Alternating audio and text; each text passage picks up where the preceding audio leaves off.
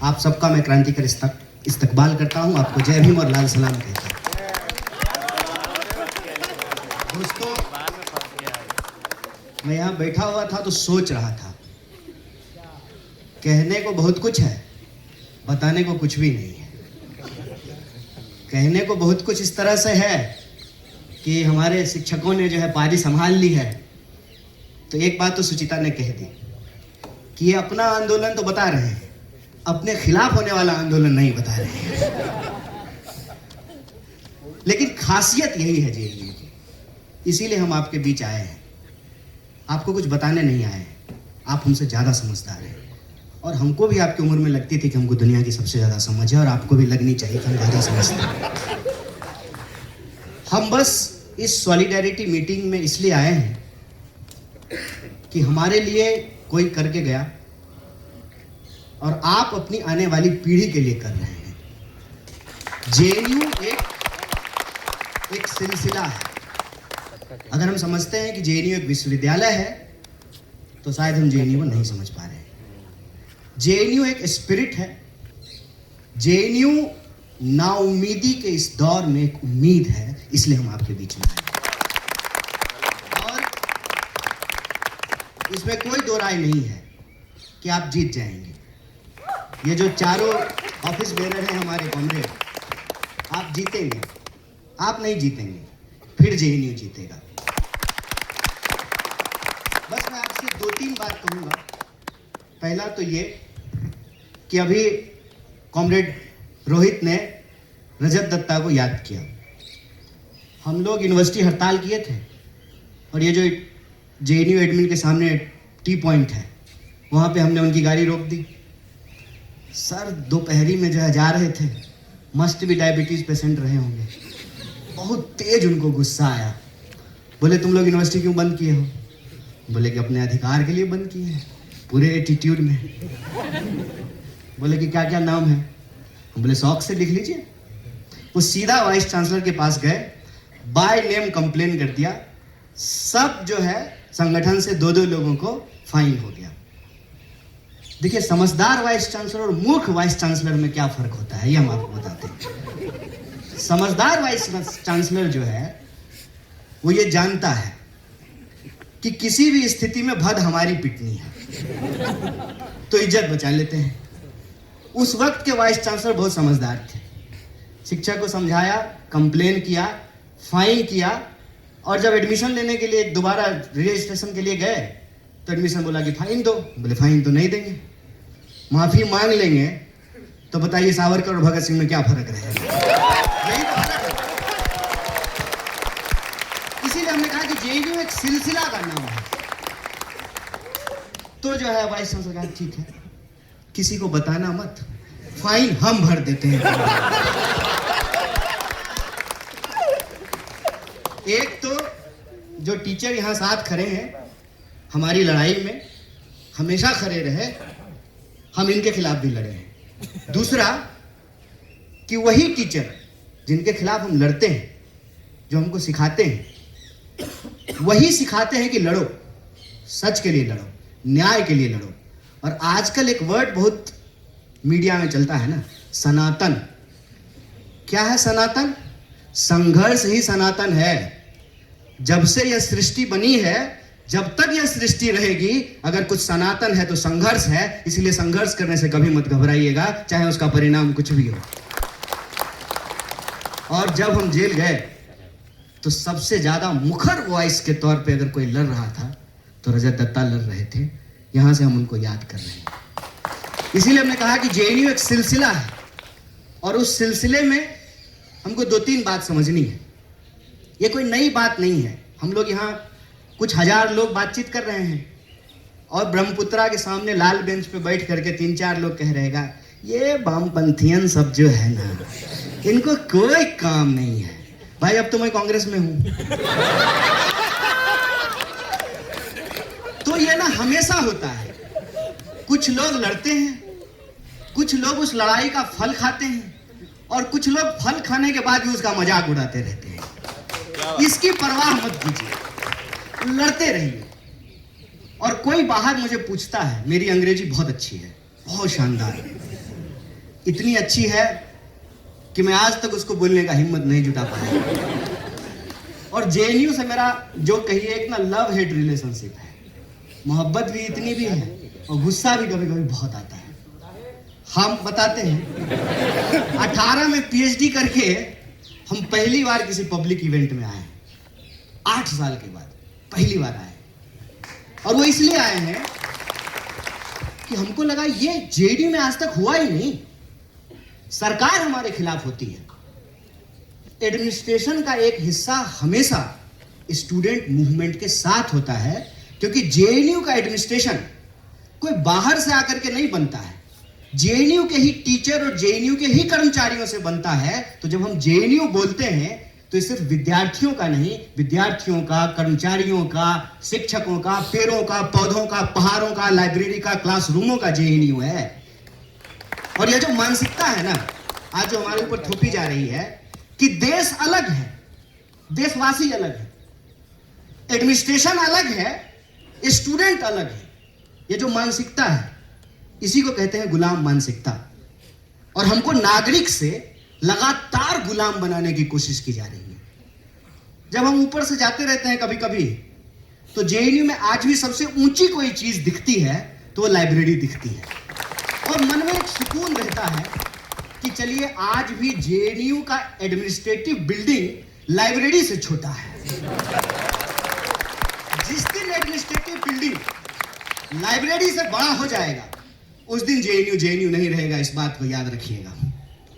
और इसीलिए ये जो लाइब्रेरी का सवाल है और उस सवाल को लेकर के जो जेएनयू का रेस्ट्रिक्शन है, इसका एक लार्जर पॉलिटिकल और फिलोसफिकल कॉन्टेक्स्ट है। फिलोसफिकल कॉन्टेक्स्ट ये है कि आप पढ़ने से रोकना चाहते हैं। मैं जब आया जेएनयू तो सतलज में था, तो मुनिरका में कौन रहता है सर? अगर आपको पैसा हो जाए, ईमानदारी से बोलिए, अगर आपको पैसा हो, सर अजय सर आप बसंत विहार रहते हैं ना, कौन रहता है मुनिरका में? मुनिरका में वो रहता है जो वसंत कुंज का किराया नहीं दे सकता है। ये इसमें क्या झूठ है? जबरदस्ती का हम कोई नॉस्टैल्जिया नहीं ओढ़ना चाहते हैं। जबरदस्ती का जो है ना, हमको गरीबी का कहानी मत सुना। हम गरीब थे, अब नहीं है। तो ना जबरदस्ती का गरीबी ओढ़ने का बात नहीं है, सच्चाई की बात है। तो क्या देश सिर्फ एक तरह के लोगों का होगा कि सब लोगों का होगा? क्या यूनिवर्सिटी सिर्फ एक तरह के लोगों की होगी या सब तरह के लोगों की होगी? यही सवाल है। और देश मतलब क्या? हिमालय, समंदर, नदियां, या देश में रहने वाले लोग? ठीक उसी तरह से विश्वविद्यालय का मतलब क्या? सिर्फ वाइस चांसलर, एडमिनिस्ट्रेटिव बिल्डिंग, सड़कें, या जेएनयू में रहने वाले लोग, जेएनयू में रहने वाली वो तमाम चीजें? बाहर कोई पूछता है जेएनयू की याद आती है? हम बोले आती है, बिल्कुल आती है। जेएनयू नहीं होता तो हम नहीं होते। अब इसमें अच्छी भी बात भी है और बुरी बात भी है, इसीलिए हमने कहा कि लव हेट रिलेशनशिप है। तो बता क्या खास है जेएनयू का? और ये मैं मेटाफोरिकल नहीं बोल रहा हूं, इसको मेटाफोरिकली मत समझिएगा। हमने कहा कि जेएनयू का मतलब यह है कि हमने अपनी आंखों से गिलहरी, कबूतर, बिल्ली और कुत्ता एक साथ खाना खाते हुए देखा है। ये मैं मेटाफोरिकली नहीं बोल रहा। बिहार का एक सुदूर देहात का आदमी हिंदी भी जोड़ जोड़ करके बोलता है, हिंदी बोलते बोलते भोजपुरी बोलने लगता है। वो अंग्रेजी की पीएचडी स्कॉलर केरला की लड़की से शादी किया है। बताइए जेएनयू में ही संभव है? नहीं है।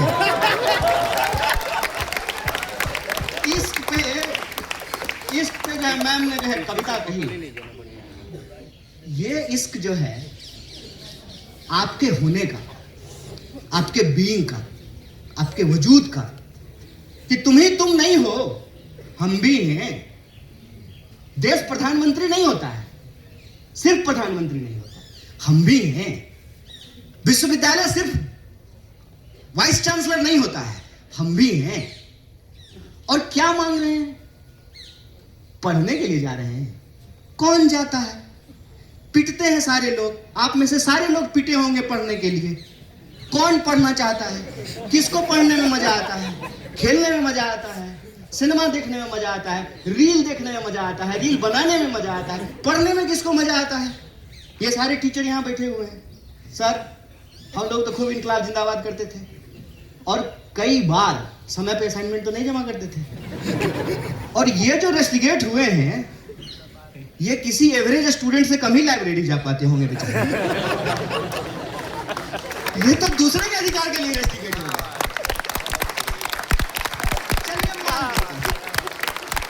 चलिए मान लेते हैं जगह कम है। अरे तो मई की दोपहरी में, जेठ की दोपहरी में ज्यादा से ज्यादा क्या करेगा? भात खा लिया है तो सो जाएगा लाइब्रेरी में, नाक बजाने लगेगा, बगल वाला उठा देगा, ये भाई आवाज कर रहे हो, और क्या ले लेगा? मुनीरका में कौन लोग रहता है? ये हमेशा से हम सुने हैं, इसीलिए बात हम बोल रहे हैं। ये पीछे किसी चाय की दुकान पे, लाइब्रेरी कैंटीन में, कहीं किसी हॉस्टल के सामने बैठ करके, ताप्ती के सामने, कहीं 5 लोग, क्या हो रहा है? अरे आए हैं कुछ लोग नेतागिरी छांटने, इनको कोई काम है क्या? और उनको बड़ा काम है, यहां से निकल करके पता नहीं क्या कर लिए हैं। हम सबको देख रहे हैं, सबको देख रहे हैं, ठीक है? तो ये हमेशा से बोलते हैं। वो क्या करते, मैं सत्तर रहता था, लोग पानी का ठंडा बोतल सब भर करके लेके चले जाते थे। कुछ लोग गेट पे खड़ा हो जाता था, ए हटाओ, निकालो पानी, तुम पानी पी जाओगे तो हम क्या पिएंगे? अरे तो तुम नहाओगे क्या कूलर के पानी से? एक बोतल कोई पानी भर करके चला गया है, क्या बिगड़ जाएगा? ये मानसिकता का सवाल है। और आपने अंग्रेजी में कहा ना फ्यूडलिज्म, तो मत इतना भारी जार्गन तो मैं इस्तेमाल नहीं करता हूं सर। हमको मिल गया, दूसरे को नहीं मिले, ठीक है? और कुछ लोग तो ये जन्म के आधार पे ले लेते हैं। बताइए, देखे एक वीडियो, एक महिला अपना जाति बता रही थी। हमने कहा दोस्त इसमें तेरा क्या रोल है? मम्मी पापा को थैंक यू बोलो ना।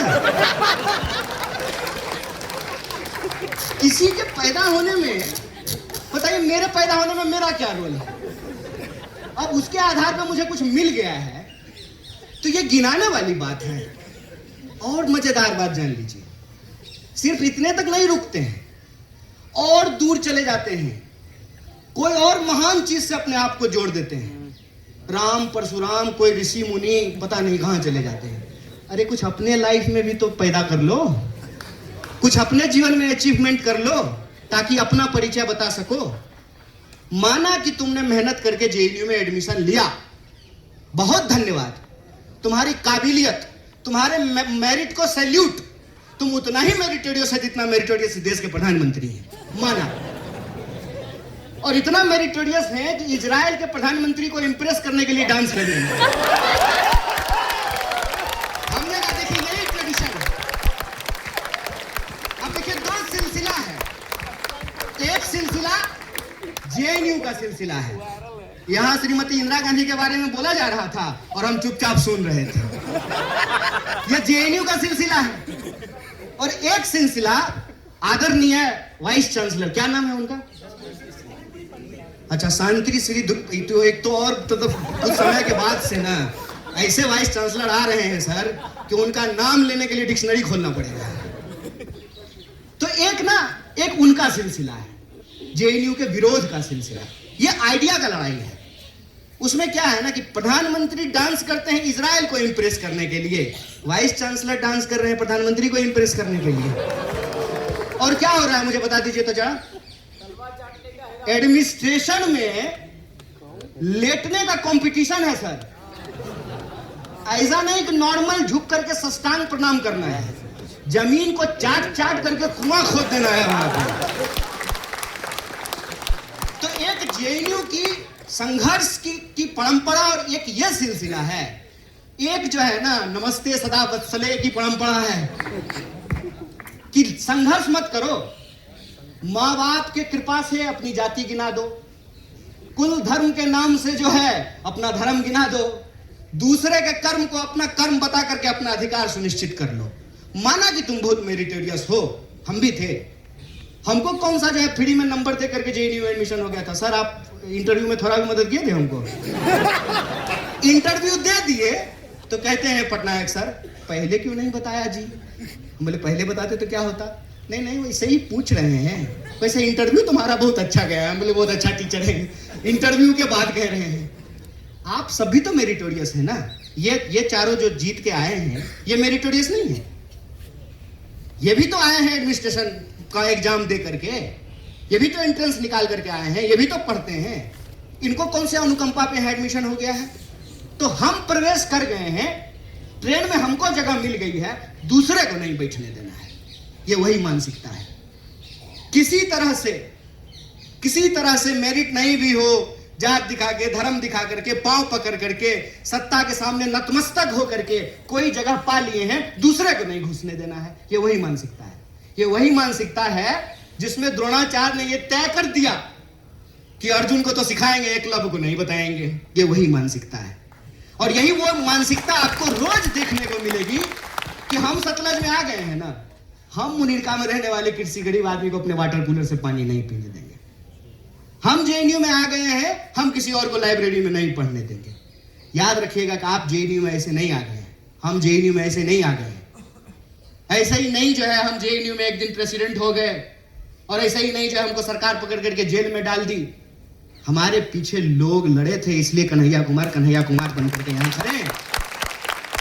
ये जेएनयू ऐसे नहीं बन गया है, कोई इसको बनाया है, कोई इसके लिए लड़ा है। तो मैं जेएनयू के स्टूडेंट से सिर्फ इतना बात कहता हूं, रे भाई नमक हराम मत हो, तुम्हारे लिए कोई लड़ा था, तुम भी आने वाले लोगों के लिए लड़ो।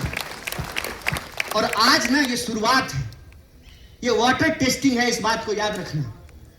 हमेशा भाग जाना आसान होता है। जब क्रैकडाउन हुआ था, मैं ज्यादा नॉस्टैल्जिक दुनिया में नहीं जाना चाहता हूं, क्या कहानी गिनाता रहूंगा।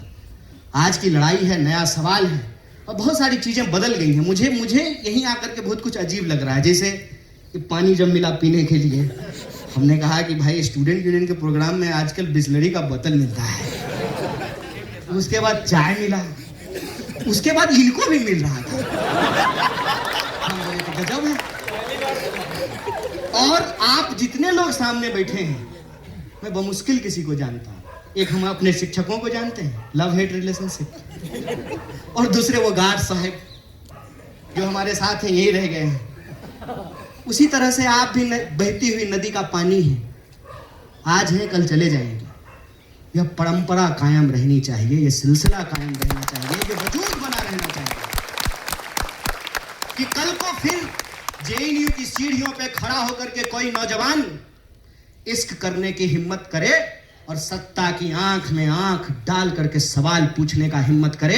यह देश जितना तुम्हारा था उतना ही हमारा है, और उतना ही आने वाली पीढ़ी का रहेगी। यह विश्वविद्यालय कायम रहनी चाहिए।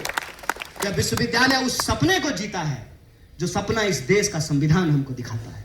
वो सपना बराबरी का सपना है, वो सपना जन्म के आधार पर किसी के साथ भेदभाव नहीं होने का सपना है। वो सपना हमारी भाषा, बोली, क्षेत्र के आधार पर जो हमारे साथ शोषण होता है, उस शोषण की समाप्ति का सपना है। हम ये नहीं कहते हैं कि समाप्त हो गया। और मैंने कॉमरेड सुचिता को कहा, जानते हैं जेएनयू का मजेदार बात क्या है? अभी तक तो 2 ही पार्टी सरकार में आई है ना, तो 2 ही पार्टी का लोग विरोध किया है। फर्ज कीजिए कल को अगर कम्युनिस्ट पार्टी की सरकार बन जाती ना, तब जेएनयू उस सरकार के खिलाफ लड़ रहा होता। मैं ये बात दावे से कह सकता हूं, मैं दावे से ये बात कहता हूं। और क्यों मैं ये बात कहता हूं? जब 2011 में मेरा एडमिशन हुआ सर, 12 में जो है चुनाव हुआ, सुचिता प्रेसिडेंट बनी, हमारी प्रेसिडेंट बनी थी, हम लोग एक दूसरे के खिलाफ लड़ रहे थे। 18 में जब हम पीएचडी सबमिट करके निकल रहे थे, तो बालाजी प्रेसिडेंट बना था। उसके बाद जो आपस में लड़ते थे, आपस में जो है एक साथ यूनियन बना लिए हैं। बताइए, आयशा और एसएफआई मिल करके चुनाव लड़ रहा है। जिन्होंने ये बात नहीं देखा, उनको तो आइडिया ही नहीं है फिर कि फ्री थिंकर क्या हुआ करता था। और हमारा एक बहुत ही बेहतरीन जो है अध्यक्ष हुआ करता था। बड़ी मुश्किल से वो बेचारा आकर के यहाँ हिंदी बोलना सीखा। हम लोग तमिल नहीं सीखे, वो हिंदी सीख गया।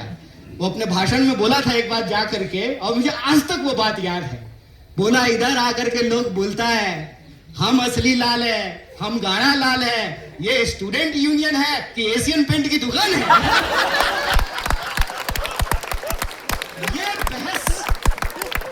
ये बहस हमेशा इस विश्वविद्यालय में रहेगा। और इसीलिए नेहरू की जो प्रतिमा लगी हुई है, उस प्रतिमा के बाहर एक बात लिखी हुई है, क्रिटिकलिटी को प्रोटेक्ट करना, क्रिटिकल अंडरस्टैंडिंग को आगे बढ़ाना ही विश्वविद्यालय का काम है। हो सकती है कि इसमें बहुत सारी कमियां हो, लेकिन हमको इस बात का गर्व है कि इस देश में बखूबी कोई विश्वविद्यालय अगर इस भूमिका को निभा रहा है तो उसका नाम जेएनयू है। इसीलिए जब हम कहते हैं कि आप जेएनयू, तो हम गर्व महसूस करते हैं। होगी नाराजगी, होगा गुस्सा, लेकिन जब कहते हैं वी आर जेएनयू, तो उस रिश्ते से, उस सिलसिले से, उस ट्रेडिशन से जो है एक नाता बन जाता है। और जब उस पर कोई आंच आती है ना, तो सारी बाधाओं को छोड़ करके मन करता है कि भाग करके वहां जाएं और हवा में लहराती हुई मुट्ठियों को तान करके कहें कि जेएनयू खरा था, खरा है और खरा रहेगा।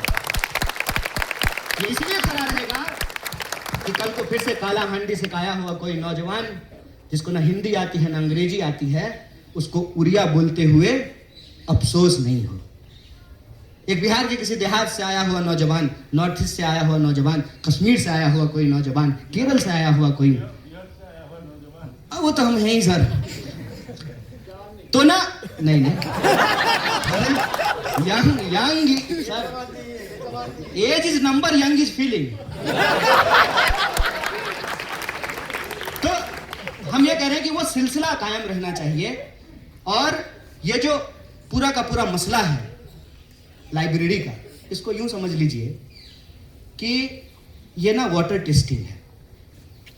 इसको ये मत समझिए कि फेस रिकॉग्निशन, ये सब डिवाइड करने का कोशिश है। सर्विलांस, सिक्योरिटी, अरे कौन सा वहां परमाणु बम रखा हुआ कि कोई चुरा करके चला जाएगा, फॉर्मूला रखा हुआ है। वो तिरंगा सिनेमा में एक नहीं था कि हमने जो है सर्किट निकाल लिया है, फ्यूज कंडक्टर, कौन सा फ्यूज कंडक्टर वहां रखा हुआ है? कौन किताब चुराता है? किताब ही तो सर एक ऐसी चीज है, कोई चुराता नहीं है, आप कहीं छोड़ करके चले जाइए। तो लाइब्रेरी रोक रहा है, ये अभी लाइब्रेरी रोक रहे हैं। असल बात मैं बार बार जो कहता हूं, देखिए हम लोग एक बड़े नाटक का छोटा सा पात्र है, बहुत छोटा सा। Privatisation of profit, socialisation of loss, monopoly of power. और ये जो एप्स्टीन में निकल करके सामने आ रहा है ना, ये इसकी हकीकत कि दुनिया भर के चोर जो हैं ये एक है, ये इकट्ठा है और चारागाह बना लेना चाहते हैं दुनिया को। और विश्वविद्यालय उनके आंखों में खटकता है, क्योंकि विश्वविद्यालय आपको सवाल पूछने के लिए सिखाता है, विश्वविद्यालय आपको क्वेश्चन करने के लिए सिखाता है। और जैसा प्रोफेसर पटनायक ने कहा कि टीचर की ताकत स्टूडेंट है, स्टूडेंट की ताकत विश्वविद्यालय का ताकत समाज है। इसीलिए आप बार बार देखेंगे कि विश्वविद्यालय को समाज से काटने की कोशिश की जाती है। यह एक डेलिबरेट अटेम्प्ट था कि जेएनयू को बदनाम किया जाए। और यह बात मैं बार बार कहता हूं कि किसी विधवा की जमीन कब्जा करना हो ना, तो उसको चरित्रहीन और डायन बताना जरूरी है। समाज में उसको लेकर के डर हो कि अपना पति खा गई, अब तुम्हारा पति खा जाएगी। और जब ये डर समाज में कायम हो तो समाज और विश्वविद्यालय अलग हो जाते हैं। फिर जब विश्वविद्यालय पर हमले होते हैं सरकार के द्वारा, तो विश्वविद्यालय के साथ कोई खड़ा नहीं होता है। और असल बात यह है कि ये जो पूरा का पूरा लूट का मामला है, बसंत कुंज जैसी जगह पे, आप में से बहुत सारे लोग हवाई जहाज चढ़े होंगे, ऊपर से जाते हैं कितना सुंदर लगता है। खाली कंक्रीट ही कंक्रीट है। दो ही जगह ग्रीनरी नजर आती है, एक जगह जहां आदरणीय राष्ट्रपति रहती है, दूसरी जगह आदरणीय वाइस चांसलर रहते हैं। क्यों नहीं खटकेगी? सर आप लोग तो घर लिए होंगे ना, बाहर में बुक तो कराए होंगे ना, आप बाहर ही रहते हैं ना, तो सर 3-4 करोड़ में तो फ्लैट मिलता होगा बसंत कुंज में। 4.5 करोड़ में खरीद लिया क्या भाई? 4.5 करोड़ में फ्लैट मिलता है सर। ये 1000 एकड़ जमीन है। आपको क्या लगता है उनको लाइब्रेरी में घुसने से प्रॉब्लम है? ना ना, आप कालाहांडी से चल करके, नागालैंड से चल करके, कश्मीर से चल करके, बिहार से चल करके, आप जो तमिलनाडु से चल करके यहां आकर के पढ़ते हैं और यहां पर रह रहे हैं। वाह कमाल बात है। सड़क के इस तरफ जो है इतना सस्ता जो है, आप जो है खुले आसमान के नीचे जो है ना ओपन बार का मजा ले रहे हैं, और सामने जो है एक एक गिलास का जो 500-500 रुपया देना पड़ रहा है। सामने मॉल है ना, कैसे बर्दाश्त करेगा लोग, कैसे बर्दाश्त करेगा लोग। इसको आप छोटी लड़ाई मत समझिए, ये आपके पढ़ने के अधिकार पर हमला है। सरकार नहीं चाहती है कि आप पढ़ें, सरकार नहीं चाहती है कि आप सवाल पूछें। और देखिए, हम तो एक पार्टी में हैं जो पार्टी सरकार चलाती है, कहीं कहीं नहीं। मैं आपको एक रूलिंग क्लास मेंटालिटी के बारे में बताना चाहता हूं। पीपल आर बर्डन, लोग बोझ हैं, लोग बोझ हैं, और खास करके गरीब लोग बोझ हैं। और गरीब लोगों को ला करके जेएनयू पढ़ाती है। आप दीजिए ना 50 लाख रुपया महीना, 50 लाख साल, आपको पता चलेगा। हम आए थे सर मगध यूनिवर्सिटी से, आए यहाँ पे जो है इंटरव्यू देने के लिए। ये बाबा गंगनाथ मार्ग सर हम 3 बार घूम गए, हमको जेएनयू का गेट ही नहीं मिला। हमको लगा कि देश की इतनी बड़ी यूनिवर्सिटी है, कोई शानदार गेट होगा, हम बार बार सामने से गुजर जाएं, हमको जेएनयू मिले ही नहीं। तो हमने एक भाई से पूछे कि भाई जेएनयू कहाँ है, तो बोला कौन सा। बोले कौन सा, एक ही जेएनयू है। बोला नहीं 2 है। बोले 2 है, हमको तो एक ही पता है। बोला एक ओल्ड है एक न्यू है। अब हम कंफ्यूज हो गए, नए में जाएं कि पुराने में। हमने कहा नए में चलते हैं। तब न्यू इंडिया नहीं आया था सर। तब अगर न्यू इंडिया होता तो क्लैरिटी होती, पहले ही बोल देते न्यू में। तो बोले न्यू में, तो वापस इसी गेट पे बोले हम यहां से, तो हम 3 बार गुजर गए। वहां गए हम डरते डरते, अभी हमारे गार्ड साहब हमको इतना प्यार से बतियाए, ठीक है ना। गार्ड के पास हम डरते डरते गए। गरीब आदमी ना पहले से डरा रहता है कि कोई डांट ना दे, कोई ह्यूमिलिएट ना कर दे, कोई भगा ना दे, कोई मुंह पे दरवाजा ना बंद कर दे। ये होता है, कॉन्फिडेंस नाम का कोई चीज होता है। ये एक आध साल यहाँ रहने के बाद समझ में आया था। तो डरते डरते गार्ड के पास गए कि डांट ना दे। हम बोले कि जेएनयू यही है। बोला जी यही है। बोले इतना आदर से बात कर रहा है, ये तो मनुष्य समझ रहा है। बोला आपको कहाँ जाना है? ये हमको आपको कह रहा है। हम बोले सर। बोला सर मत कहिए।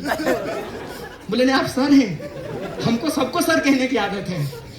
बोला कि यही जेएनयू है, कहाँ जाना है? हम बोले इंटरव्यू है हमारा। हम इंटरव्यू देने ऐसे आए थे जैसे एमआर का नौकरी करने के लिए आए हैं। बढ़िया टक करके पेंट में सर शर्ट पहन करके आए थे, हवाई शर्ट पहन करके। तो उन्होंने एक आदमी को रोका, वो सीनियर रहे होंगे। बोला कि इनको जरा छोड़ दीजिएगा एड ब्लॉक। हम पीछे बैठ गए। हम उसको बोले कि किराया भी लीजिएगा क्या? बोले नहीं भाई किराया नहीं लेंगे, हम भी यहीं पढ़ते हैं। हो गया एडमिशन। पहला दिन क्लास में गए, प्रोफेसर मालाकार थे, आए क्लास में, वो आए, हम खड़े हो गए, बाकी सब बैठा हुआ था। बोले खड़े क्यों हो गए? हम बोले सर आप आए हैं क्लास में इसलिए खड़े हो गए। तो बोले कि इसमें हमने ऐसा क्या कर लिया कि तुम खड़े हो रहे हो हमको देख के? हमने कहा सर आप टीचर हैं। तो बोला कल तुम भी हो जाओगे। हम बोले हाँ बात तो ठीक है, एक टीचर होने ही तो आए हैं। बोले कि मेरी पीएचडी हो गई, तुम्हारी पीएचडी हो जाएगी, हमारे तुम्हारे में क्या फर्क है? फिर हमारा कॉन्फिडेंस इतना, वैसे सर हम सिगरेट नहीं पीते हैं, हमारा कॉन्फिडेंस इतना था कि हम पटनाया सर के पॉकेट से सिगरेट निकाल लेते थे। फर्क देखिए कैसे आए थे और कैसे बन गए। क्या सर? और झूठ बोल रहे हैं, खाली केला खाली तो नहीं गए थे इनके घर में, 20 दिन जेल में थे, बड़ी जोर से तलब हो गई थी। तो मैंने सोचा कि सर के पास आता हूं, पीढ़ी का सिगरेट मिलेगा। ये फर्क है, ये मैं अपनी आप बीती आपको बता रहा हूं, और ये मैं पहली बार पब्लिक में बोला। तो और जेल जो है, जेल का मजेदार बात, सब 83 की बात बोल रहे थे। मैं जेल में गया, मुझे बहुत दिन के बाद चैन मिला था सर। इतना दुखी मत होइए कोई अगर जेल में जाए तो, खुश होइए। पता है क्यों? क्योंकि एक असली बात कोई नहीं बताएगा। इनमें से अगर कोई भी जेल में चला जाए ना, संघर्ष कीजिए लेकिन दुखी मत होइएगा। क्यों? क्योंकि जब आप सुबह 2 बजे अपने स्टूडेंट यूनियन के लीडर को, लीडर तो मत ही बोलिए, बेचारे वर्कर हैं, प्यून हैं वो आपके, फोन करके जब कहते हैं ना कि हाँ जी रिजर्वेशन काउंटर सुबह कितने बजे खोलेगा, अरे तुम रेलवे इंक्वायरी है, मतलब स्टूडेंट यूनियन का मतलब परमानेंट 24/7 पानी नहीं आ रहा है। स्टूडेंट यूनियन को फोन करो, और नहीं अगर फोन उठाए आना अगली बार वोट मांगने के लिए। ये जो कॉन्फिडेंस है ना आपका, यही नागरिक होने का बोध है। मैं एक संगठन का प्रभारी हूं सर, जिसका कपड़ा का बैनर का आप बात कर रहे थे, आपके कपड़ा का बैनर सामने लगा हुआ है। समय बदलता है। स्टूडेंट यूनियन का टीचर जब चलता है ना लीडर, तो लगता है कि कोई एमपी जा रहा हो। यहां स्टूडेंट यूनियन का लीडर गुजर जाए पता भी नहीं चलेगा लीडर है। मैं ऐसे ही एक प्रोटेस्ट में गया था, एक दूसरी यूनिवर्सिटी का प्रेसिडेंट आया और बोला कि ये प्रेसिडेंट है, शक्ल कैसी लगती है उसकी। मैं सुन लिया उसको, मैं पलट करके बोला भाई संघर्ष करने के लिए लोग चुनते हैं, मॉडलिंग करने के लिए थोड़ी चुनते हैं। ये जो आपके नागरिक होने का बोध है ना, मैं सिर्फ जेएनयू के अपने विद्यार्थियों से बात करना चाहता हूं। मुझे कोई हक नहीं कि आपको कुछ बताऊं समझाऊं, बस मैं भी आपकी तरह का भी यहां विद्यार्थी था, आपका अनुभव साझा कर रहा हूं। ये जो संघर्ष करने का जिम्मेवारी आप देते हैं, हम लोग कहते थे अक्सर कि student union seat of power नहीं है, सीट ऑफ स्ट्रगल है। अगर आप यहां आए हैं तो संघर्ष कीजिए, और ये स्टूडेंट के दिमाग में क्लियर है, तभी तो रात को 2 बजे फोन करते हैं। तो गलती से अगर कोई जेल चला जाए, मैं बता रहा हूं ये बहुत खुश होंगे। पता है क्यों? सोएंगे, बहुत बढ़िया नींद है, कोई फोन नहीं करेगा। पानी नहीं आया है, सतलज में पानी नहीं है, ताप्ती का पानी खत्म हो गया है, रिजर्वेशन काउंटर नहीं खुल रहा है, लाइब्रेरी में कुछ हो गया, फुर्सत मिली, बढ़िया से शांति से जो है पीएचडी लिखेंगे। और आजकल रूमी बहुत मशहूर हो गए हैं, हम भी काफका और रूमी पढ़ेंगे जेल में बैठ करके। क्या जेल जब गए, 83 की बात कर रहे थे लोग, तो मैं सो करके उठा था, एक आदमी आया और कहता है और कॉमरेड कैसे हो। हम बोले जेल में भी?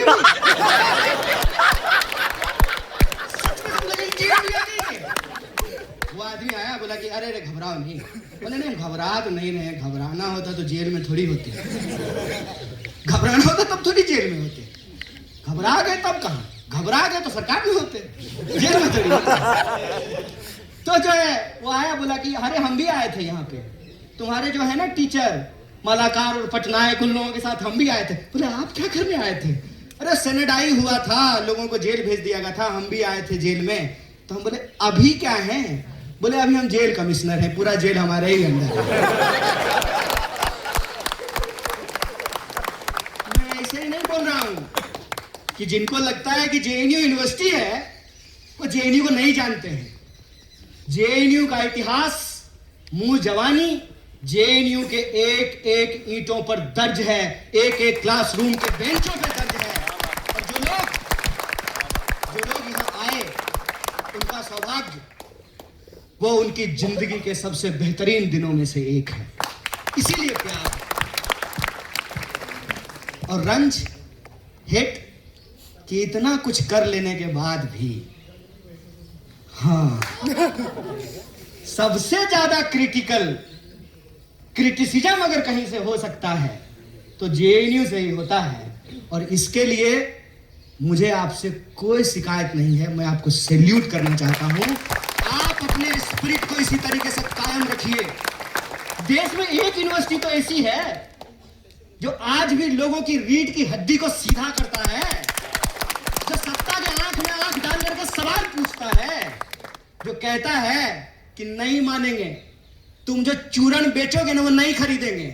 क्या चूरन बेच रहे हो? सिक्योरिटी का। अच्छा, यहां लोग जो है बॉर्डर घुस जा रहे हैं बंदूक लेकर के। कहां घुस आए थे? पहलगाम में, और तुम लाइब्रेरी बचा रहे हो। कमाल बात है। ये जो चूरन बेच रहे हो, ये नहीं होता कि मॉल में आप सामान खरीदने के लिए जाइए, सामान खरीद लीजिए, कहेगा कि छुट्टा नहीं है, चॉकलेट खा लीजिए। नहीं खाना है मुझे चॉकलेट। यही तो जेएनयू का एटीट्यूड है ना, तुम जो दोगे नहीं लेंगे, और जो हमको लेना होगा वो छीन करके लेंगे। यही तो है ना। तुम कह रहे हो कि भैया फेशियल रिकॉग्निशन नहीं लेंगे, चंदा लेंगे बारकोड से।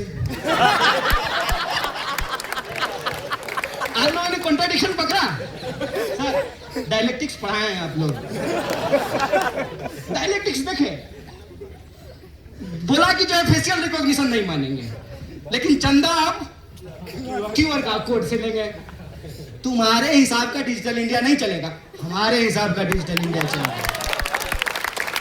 हम AI बनाए हैं, AI को हमको नहीं बनाने देंगे, इस बात को याद रखना। यही फर्क है JNU में और देश के दूसरे विश्वविद्यालयों में, कि हमको जो चाहिए वो लेंगे।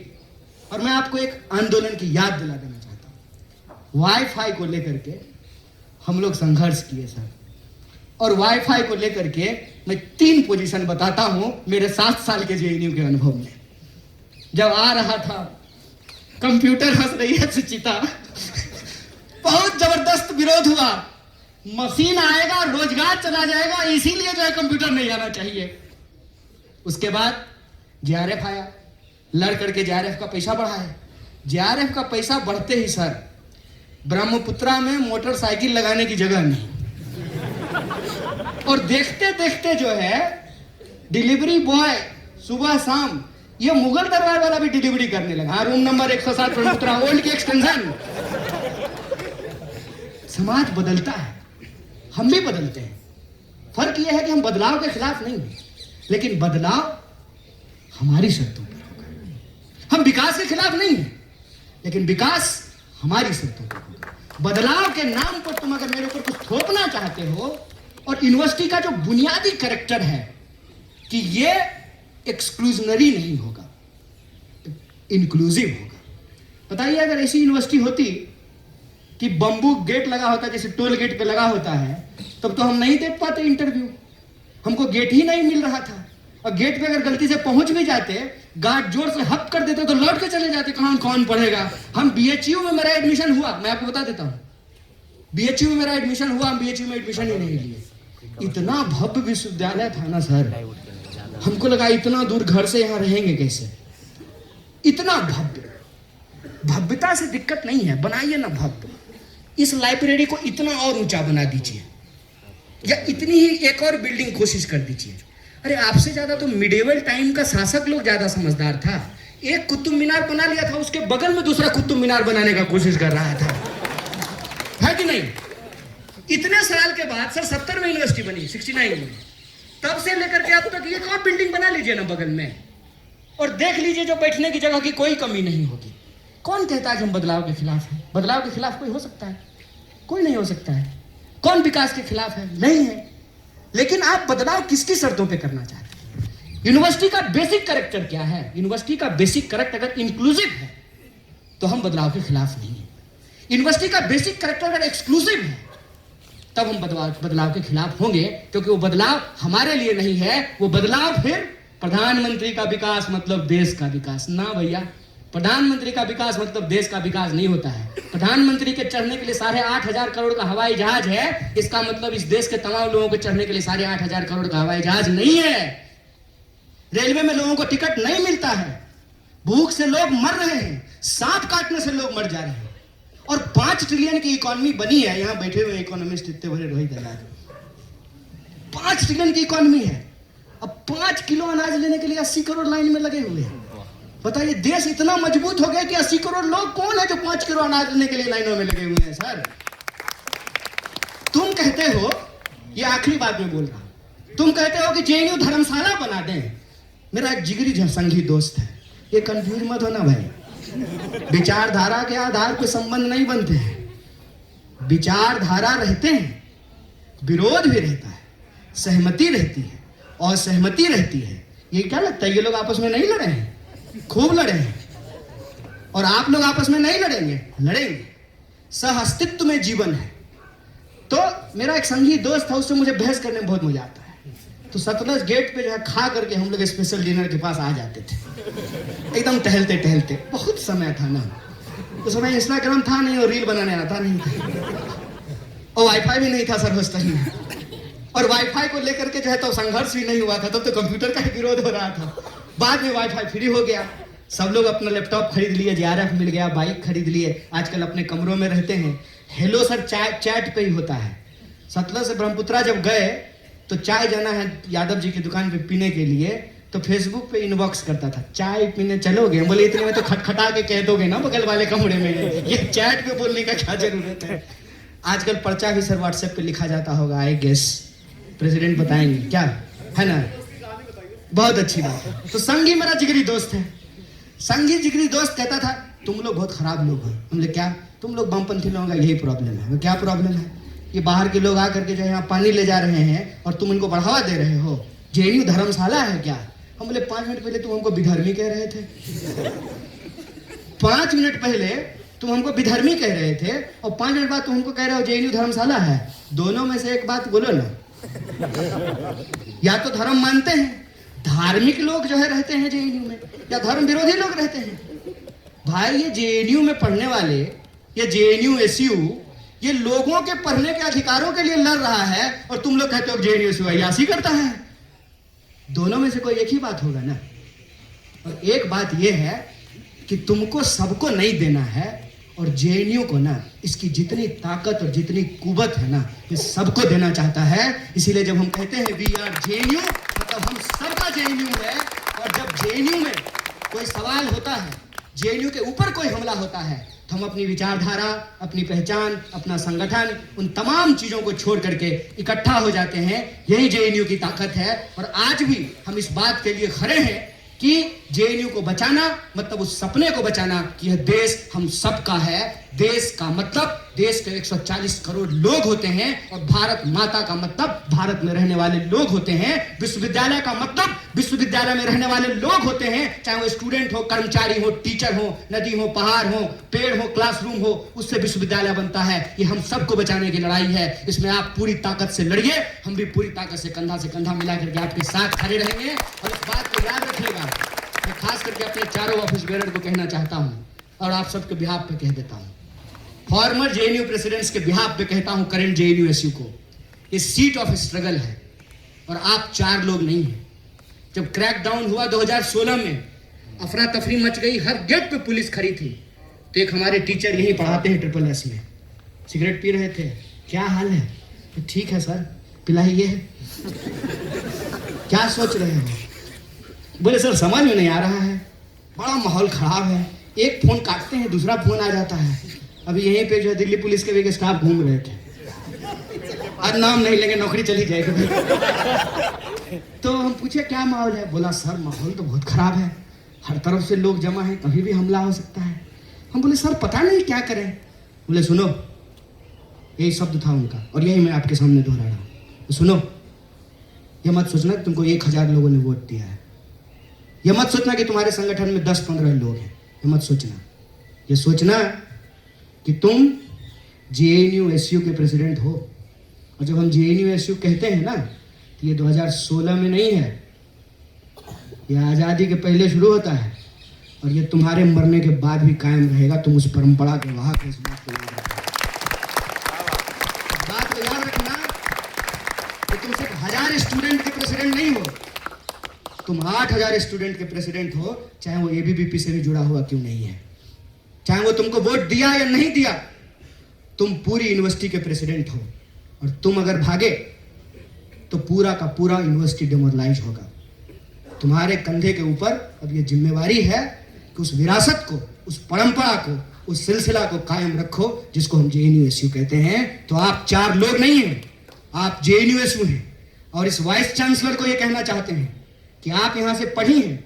अफसोस की बात है, अगर जगदेश कुमार था तो कहते हैं ना कि गालिब दिल को बहलाने के ख्याल अच्छा था, कहते थे बाहर का आदमी है। आप तो यहां से पढ़ी है मैडम, आपको मालूम नहीं है कि जेएनयू क्या है? ये आपको क्या लगता है एक संगठन के लोग हैं? और ये बात क्या सिर्फ SSS की सीढ़ियों तक रहने वाली है?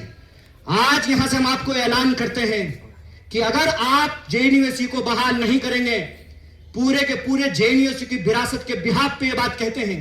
जो यूनिवर्सिटी आज यहां पढ़ रहे बच्चों के साथ बनता है और जो लोग पढ़ के जा चुके हैं उनके बिहाफ पे कहते हैं आपको मुंह की खानी पड़ेगी, आपको जेएनयू को बहाल करना पड़ेगा।